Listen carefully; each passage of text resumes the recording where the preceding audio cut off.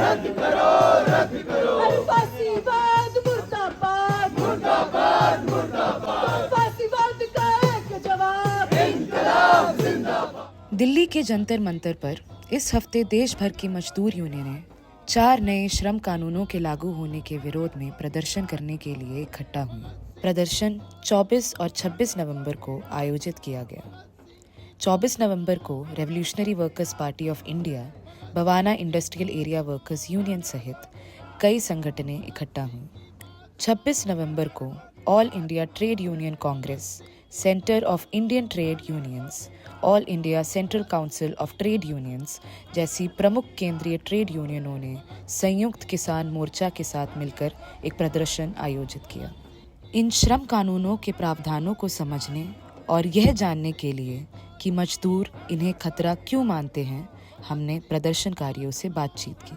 हम लोग देख रहे हैं जो मजदूर विरोधी श्रम कोड है, जिसके खिलाफ 2019 से देश के तमाम सारे ट्रेड यूनियन लगातार संघर्ष कर रहे हैं। सारे सेंट्रल ट्रेड यूनियंस का ये राय है कि ये श्रम कोड मजदूर विरोधी है।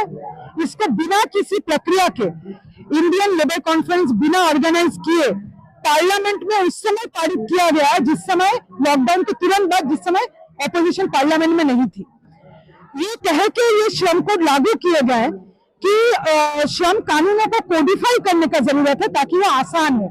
सवाल यह है कि आसान किसके लिए? तो अगर ये श्रम कोड को हम देखेंगे, एक बात जो हमारे देश के प्रधानमंत्री मोदी जी बार बार कहते हैं, ईज ऑफ डूइंग बिजनेस, इसका मतलब है ease of meeting the workers of the country. इसका मतलब अगर आप मजदूर अधिकार खत्म कर दे तो मालिकों को मजदूरों को लूटने की जो सुविधा है वो मुहैया करवाया जाए। मतलब मोदी गवर्नमेंट ने अभी 21 नवंबर को जो 4 लेबर कोड थे उसको लागू कर दिया।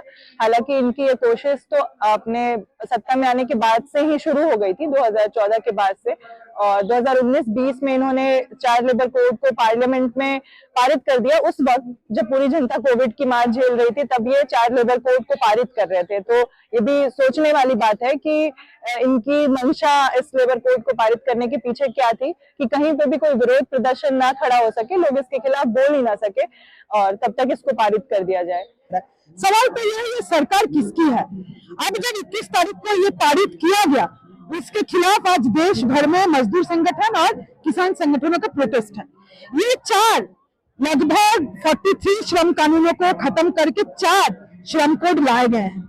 ये 4 श्रम कोड को अगर हम देखेंगे तो हम देखेंगे कि जो जितने मूलभूत अधिकार मजदूरों के अभी तक प्राप्त थे, और वो सिर्फ कानून से प्राप्त नहीं हुए, वो संघर्षों से प्राप्त हुए, वो शहादतों से प्राप्त हुए। हमारे देश के अंदर भगत सिंह ने ट्रेड डिस्प्यूट एक्ट के खिलाफ आंदोलन लड़के, डॉक्टर अंबेडकर, वो मजदूरों को मैटरनिटी बेनिफिट से लेकर स्ट्राइक करने का अधिकार, तमाम सारा चीज इस देश के अंदर लड़ाई लड़के हासिल की गई है। 8 घंटे काम का हक, ये आज नहीं, आज से 150 साल पहले शिकागो में मजदूरों ने शहादत देके फांसी में चढ़ के ये जो अधिकार हमको प्राप्त हुए हैं। लेकिन आज ऐसा सरकार आई है सब कुछ खत्म करके 4 श्रम कोड। ये लेबर कोड जो आया है जिसमें जो पहला लेबर कोड है वो मजदूरी पे बेस्ड है, मतलब मजदूरी कोड ऑन वेजेस, जिसको मजदूरी श्रम संहिता है।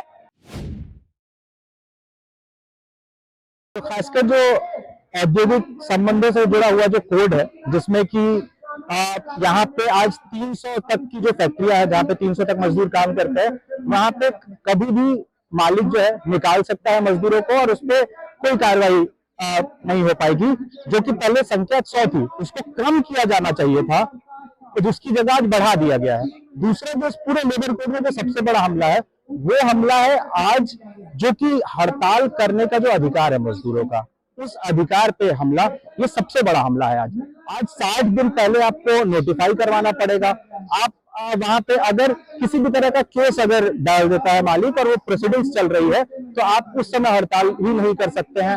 मतलब कितना सिंपल है कि 60 दिन की जो अवधि है उसमें निकाल दिया जाए। जो भी मजदूर जो वहां पे लीड कर रहे हैं, जो अपनी आवाज उठा रहे हैं, लोगों के बीच जाकर मजदूरों को संगठित करने का काम कर रहे हैं, 60 दिन के अंदर उनको तुरंत गायब किया जा सकता है, काम से निकाला जा सकता है।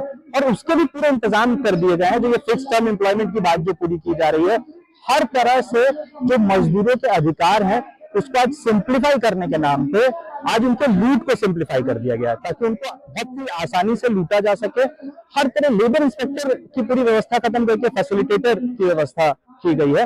तो आज ये जो पूरा हमला है, इसमें सबसे बड़ा जो ये जो हड़ताल करने का अधिकार है, जिसके वजह से आज तक जो मजदूरों ने लड़कर हासिल किया है अपनी हड़तालों के बदौलत, अपनी स्ट्राइकों के बदौलत, उस पूरी चीज को खत्म करके सीधे सीधे अडानी अंबानी जैसे बड़े कॉर्पोरेट हाउसेस और उसके बाद जो मझोले और छोटे जितने भी ये जो कारखानेदार हैं, मालिक हैं, उनके द्वारा मजदूरों के लूट को तेज करने का पूरा ये काम कर रही है सरकार। इसके आने के बाद से न्यूनतम मजदूरी का कानून खत्म हो जाएगा और सरकार ने मजदूरी का एक न्यूनतम तल निर्धारित किया है, जिसके जरिए अगर हम बात करें तो मोदी गवर्नमेंट के अनुसार अगर कोई व्यक्ति प्रतिदिन 178 रुपए कमाता है, 178 रुपीज अगर वो अर्न कर रहा है, तो ये काफी है।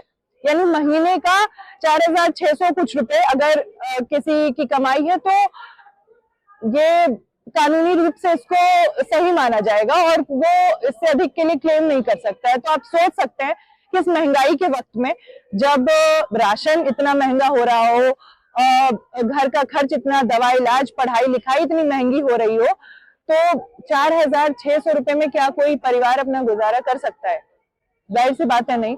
और इसके अलावा भी और मालिक बाध्य नहीं होंगे, मतलब मिनिमम वेज एक्ट जो पहले था उसको लागू करने के लिए, मतलब जो कोड ऑन वेजेस है उसके तहत उसके आर्टिकल 18 के तहत अगर मालिक किसी मजदूर के काम से सेटिस्फाइड नहीं है, उसको लगता है कि मजदूर ठीक से नहीं काम कर रहा है, तो वो उसका वेतन काट सकता है, वो उसकी मजदूरी काट सकता है। इसका अधिकार मालिकों को सीधे तौर पे है।